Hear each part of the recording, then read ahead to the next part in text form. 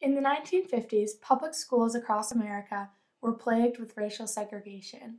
The 1954 Brown v. the Board of Education Supreme Court case resulted in the desegregation of schools across America. The Supreme Court concluded that in the field of public education, the doctrine of separate but equal has no place. Separate educational facilities are inherently unequal. In 1965, Massachusetts state legislature passed the Racial Imbalance Act, which outlawed segregated schools. Even after Brown v. the Board of Education and the Racial Imbalance Act, Boston had yet to change come 1970.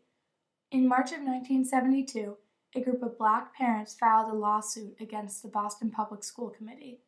The case of Morgan v. Hennigan claimed that the Boston Public Schools were deliberately segregated.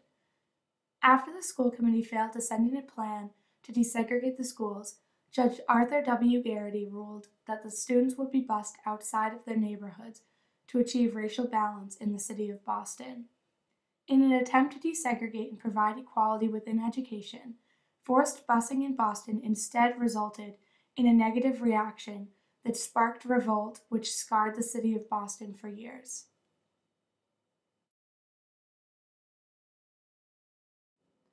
Judge Garrity's plan to desegregate consisted of two phases. Phase 1 called for a plan to divide the Boston City School Districts to ensure that each school had the right proportion of Black and white children. The plan included 80 schools, 40% of the Boston public school system. The main feature of Phase 1 was to bus children from neighborhoods that had become deeply segregated along racial lines, which included Roxbury and South Boston. South Boston was primarily made up of white families with a strong opposition to desegregation, and Roxbury, which was considered the heart of Boston's Black ghetto, which concerned many people around the city. I don't think our children should be bused to Roxbury. Why should I go there? I got a school right across the street, one down the street and one up the street. And I ain't putting her on no bus for nobody. I can't get no relief. On September 12, 1974, school buses set out to pick up 20,000 children out of a total 87,000 students then enrolled in the Boston Public Schools, for journeys ranging from several blocks to several miles. But many buses pulled up to their assigned schools with only few students or none at all. Although some schools integrated quietly with no violence, this was not the case in South Boston, where violence broke out immediately. Buses were stoned and protesters screamed racial slurs at the children. Louise Day Hicks was a concerned mother on the school committee against busing and was a major contributor to the anti-busing protests. She established an anti-busing organization called Restore Our Alienated Rights, or ROAR, in hopes of ending busing in Boston. On the first day of busing on September 12, 1974, ROAR called for a 2-week nonviolent boycotting of the schools in Boston. However, the nonviolent protests did not last, as seen on the first day of school in South Boston, where the buses were stoned.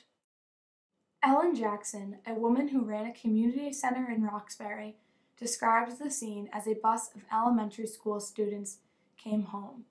When the kids came, everyone just broke out into tears and started crying. The kids were crying. They had glass in their hair. They were scared, shivering, and crying, talking about how they wanted to go home. We tried to wipe off the bruises that they had, the small bruises in the dirt, and then we picked the glass out of their hair. Phyllis Ellison, a Black student, recalls, on a normal day, there would be between 10 to 15 fights.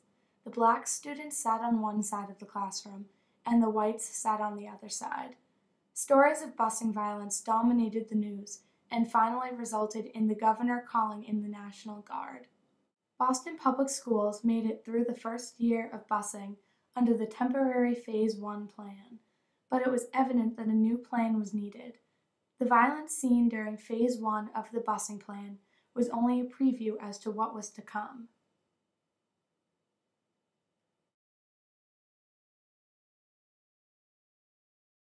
Phase 2 of Judge Garrity's busing plan was called the Master's Plan, because he relied on a team of school desegregation experts, or masters. The master's plan recommended reducing the number of students bused to 14,900 and eliminating busing between South Boston and Roxbury. However, Garrity's final plan called for 25,000 students to be bused and continued the busing between South Boston and Roxbury. Also, unlike Phase 1, Phase 2 incorporated the entire city into the busing plan, which now included Charlestown, a mainly Irish district, with a reputation for being intensely proud of their town and not welcoming outsiders, black or otherwise. Phase 2 started even more controversy and violence than Phase 1. There were some 400 police in Charlestown today who spent much of the late morning hours dispersing crowds that gathered over and over again on the avenue and later, after school closed, on the other side of the Monument Hill.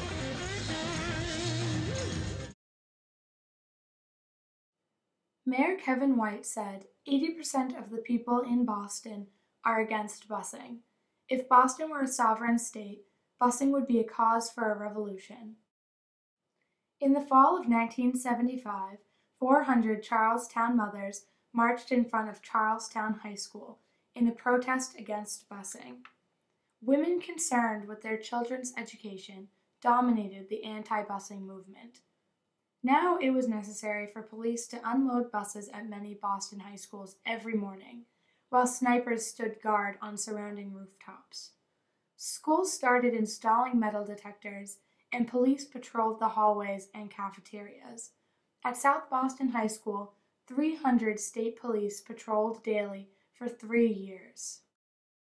White parents who were able began enrolling their children in private schools, or boycotted the system by not sending their children to school.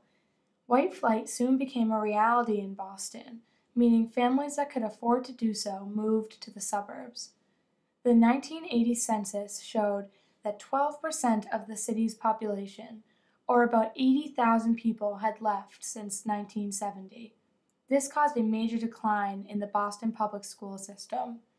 Busing failed to improve education because the violence and tension paralyzed learning.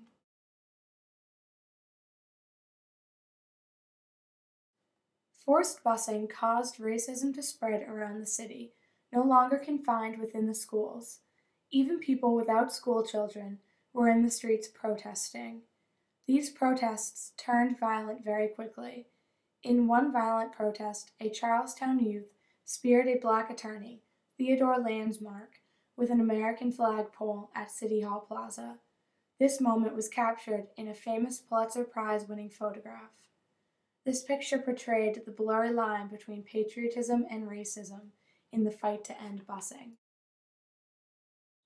The busing plan for Boston in the 1970s intended to improve Boston public schools by providing equal education, but instead the plan further destroyed Boston schools.